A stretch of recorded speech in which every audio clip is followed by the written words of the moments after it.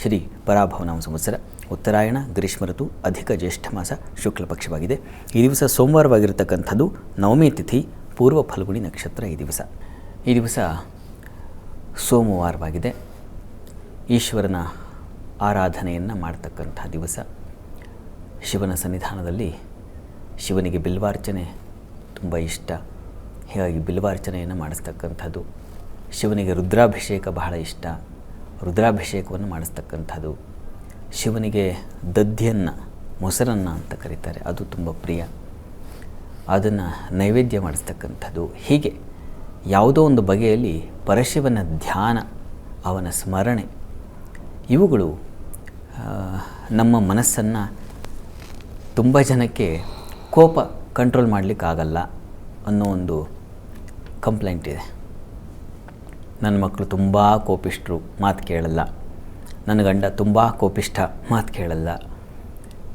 ಹೀಗೆ ಅದು ವಯಸ್ಸ ವರಸ. ಗಂಡ ಬಂದುಬಿಟ್ಟು ಹೆಂಡತಿ ಮಹಾ ಕೋಪಿಷ್ಠೆ, ಮಾತು ಕೇಳಲ್ಲ. ಹೀಗೆ ಈ ಕೋಪ ನಿಗ್ರಹ ಮಾಡುವುದು ಹೇಗೆ? ಅದಕ್ಕೆ ಒಂದೇ ದಾರಿ, ಶಿವನ ಆರಾಧನೆ ಮಾಡೋದು, ಶಿವನಿಗೆ ರುದ್ರಾಭಿಷೇಕವನ್ನು ಮಾಡಿಸ್ತಕ್ಕಂಥದ್ದು. ಮನ್ಯು ಅಂತ ಕರೀತಾರೆ ಕೋಪವನ್ನು. ಅವನು ಮನ್ಯುವಿನ ಅಧಿಪತಿ, ಕೋಪದ ಅಧಿದೇವತೆ. ಎಲ್ಲ ಕೋಪವನ್ನು ನಿಗ್ರಹ ಮಾಡ್ತಕ್ಕಂಥವನು ಮತ್ತು ಪ್ರಕಟ ಮಾಡ್ತಕ್ಕಂಥವನು, ಎರಡೂ ಇದೆ. ಕೋಪತಾಪಗಳೊಂದೇ ಮಂಕುತಿಮ್ಮ ಅಂತ ಹೇಳ್ತಾರಲ್ಲ DVG. ಅವನು ಘೋರನೂ ಹೌದು, ಶಾಂತನೂ ಹೌದು. ಆದರೆ ಸಂದರ್ಭ ಬಂದಾಗ ಯಾವಾಗ ಘೋರವಾಗಬೇಕು, ಯಾವಾಗ ಶಾಂತವಾಗಿರಬೇಕು, ಇವುಗಳು ನಮ್ಮ ಬುದ್ಧಿಗೆ ಹೊಳಿಬೇಕು. ಆಗ ಅದು ಕೋಪವಾಗಿರೋಲ್ಲ, ಅದು ಸಂದರ್ಭಾನುಸಾರ ಅದು ತನ್ನ ಶಕ್ತಿಯನ್ನು, ಅಥವಾ ಅದು ಯಾವುದೋ ಒಂದು ಆ ಕೋಪದ ಒಂದು ಸಂದರ್ಭ ಅದು ಯಾಕಾಗಿ ಅಂದರೆ ಮತ್ತೊಂದು ದುಷ್ಟತೆಯನ್ನು ಎದುರಿಸಲಿಕ್ಕೆ ಅದು ಬೇಕಾಗುತ್ತೆ.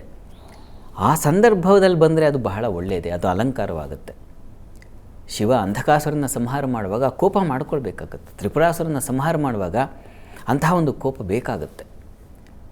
ರಾಮ ಸದಾ ಮಂಗಳಮೂರ್ತಿ, ಅವನನ್ನು ನಾವು ಲೋಕಾಭಿರಾಮ, ಶ್ರೀರಾಮ ಅಂತ ಕರಿತೀವಿ. ಅವನು ನೋಡಮ್ಮ, ಅವನ ಸ್ವರೂಪವೇ ಮಂಗಳ ಸ್ವರೂಪ ಅಂತ. ಹಾಗಿದ್ದರೆ ರಾವಣಾಸುರ ಎದುರುಗಡೆ ಬಂದಾಗ ಅವನು ಯಮ ಆಗಬೇಕಾಗತ್ತೆ. ಆ ರೀತಿಯಲ್ಲಿ ಕೋಪ ಕೆಟ್ಟದ್ದು ಅಂತಲ್ಲ, ನಮಗೆ ಸದಾ ಬರ್ತಾಯಿದ್ರೆ ಅದು ಕೆಟ್ಟದ್ದು. 24 ಗಂಟೆನೂ ಕೋಪ ಮಾಡ್ಕೊಂಡು ಮುಖ ಸೆಂಡ್ರಿಸ್ಕೊಂಡು ಹುಬ್ಬು ಗಂಟು ಹಾಕ್ಕೊಂಡಿದ್ದರೆ ಅದಕ್ಕೆ ಅರ್ಥ ಇಲ್ಲ. ಹೀಗಾಗಿ ಇದು ಒಂದು ದಿನದಲ್ಲಿ ಮುಗಿದು ಹೋಗ್ತಕ್ಕಂಥದ್ದಲ್ಲ. ಪರಶಿವನನ್ನು ಇವತ್ತು ನಾನು ಅಭಿಷೇಕ ಮಾಡಿಸ್ಬಿಟ್ನಪ್ಪ, ಮುಗೀತು, ನನ್ನ ಕೋಪ ಶಮನ ಆಗುತ್ತೆ ಅಂತಲ್ಲ. ಅಭಿಷೇಕ ಪ್ರತಿ ದಿವಸ ಮಾಡಿಸ್ಬೇಕು. ಪ್ರತಿ ದಿವಸ ಶಿವನ ಮಂತ್ರಗಳನ್ನು ಕೇಳಿಸ್ಕೊಳ್ತಾ ಅಭಿಷೇಕ ತೀರ್ಥವನ್ನು ತಗೊಳ್ತಾ ಅದು ಅಭ್ಯಾಸವಾಗುತ್ತೆ. ಅವನ ಅನುಗ್ರಹದಿಂದಾಗಿ ನಮಗೆ ಒಂದು ಶಾಂತ ವಾತಾವರಣ, ಸಂದರ್ಭಾನುಸಾರ ಹೇಗೆ ವರ್ತಿಸಬೇಕು ಅನ್ನೋದು ಗೊತ್ತಾಗುತ್ತೆ. ಇದು ಪರಮೇಶ್ವರನಿಂದ ಬರತಕ್ಕಂಥ ನಮಗೆ ವರ. ಹೀಗಾಗಿ ಕೋಪ ಮಾಡ್ಕೊಳ್ತಾ ಇದ್ದೀರಾ, ಈಶ್ವರನ ಸನ್ನಿಧಾನಕ್ಕೆ ಹೋಗಿ ರುದ್ರಾಭಿಷೇಕ ಮಾಡಿಸಿ. ಅಭಿಷೇಕದ ತೀರ್ಥ ಅದು ಮಂತ್ರ ತೀರ್ಥ. ಅದರಲ್ಲಿ ಶಿವನ ಶಕ್ತಿ ತುಂಬಿಕೊಂಡಿರುತ್ತೆ. ಯಾವಾಗ ನಿಮಗೆ ಅದು ಬರೀ ನೀರು ಅಂತಲ್ಲ, ಅದು ಮಹಾ ಪರಮೇಶ್ವರನ ಅನುಗ್ರಹ ಪ್ರಸಾದ.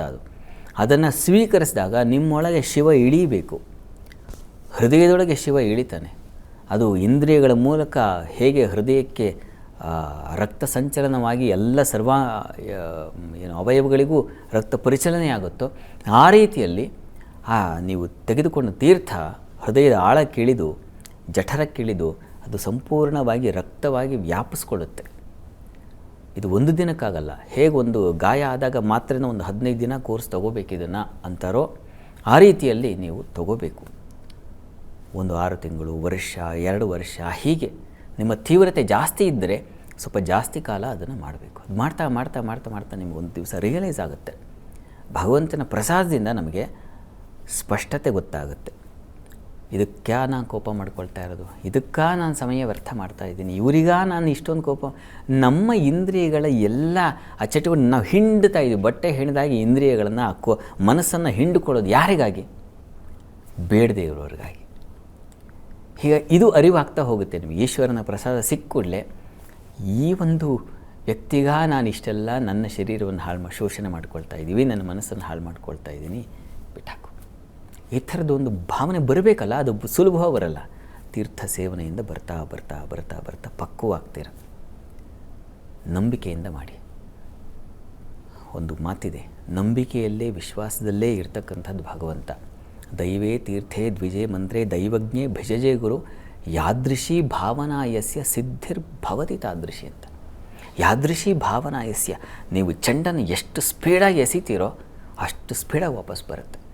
ಹಾಗೆಯೇ ಎಷ್ಟು ತೀವ್ರವಾದ ನಂಬಿಕೆ ಇಟ್ಟಿರ್ತೀರೋ ಅಷ್ಟು ಫಲ ಬಹಳ ಬೇಗ ಸಿಗುತ್ತೆ. ಆ ರೀತಿಯಲ್ಲಿ ಈ ದಿವಸ ಪ್ರಾರಂಭ ಮಾಡಿ, ನಿಮ್ಮ ಆ ಕೋಪ ನಿರ್ಮೂಲನವಾಗಲಿ.